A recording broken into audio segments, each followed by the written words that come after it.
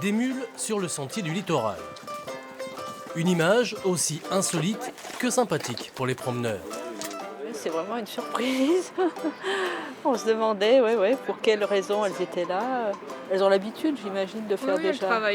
elle travaille déjà en montagne avec nous. Ah ouais. Plus habituées en effet au chemin de montagne, Cerise et Huasca respirent l'air marin. Mais elles ne sont pas là pour faire du tourisme, mené par une association des Hautes-Alpes qui souhaite développer le transport équin en milieu naturel. Sur leur dos, 100 kg de gravats, 8 rotations par jour, 2,5 km aller-retour et des conditions qui changent des reliefs hauts alpins. Chez nous, il neige, là, il y avait 1 centimètre de neige, donc Cerise, pour le coup, elle est à un croisement avec un âne qui a beaucoup de poils, donc là, elle est un petit peu chaud, mais 10 degrés, ça va, on s'en sort bien. Donc non, je pense qu'elles sont contentes d'être là. De toute façon, elles ne feraient pas le travail si ça leur conviendrait pas. Ce travail consiste à déblayer les gravats de ce chantier de réhabilitation d'une batterie située sur la presqu'île de Gien.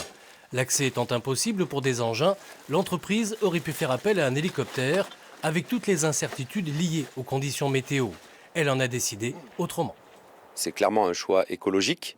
L'idée, c'était de diminuer notre empreinte carbone. En tous les cas, dans tous nos choix, on essaie de réfléchir à tout ça.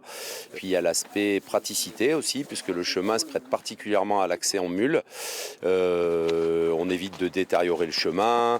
Donc on essaie vraiment de se soucier de la nature et justement de sortir un peu de cette image un peu réductrice des travaux publics où justement on a le sentiment qu'on s'en soucie pas beaucoup.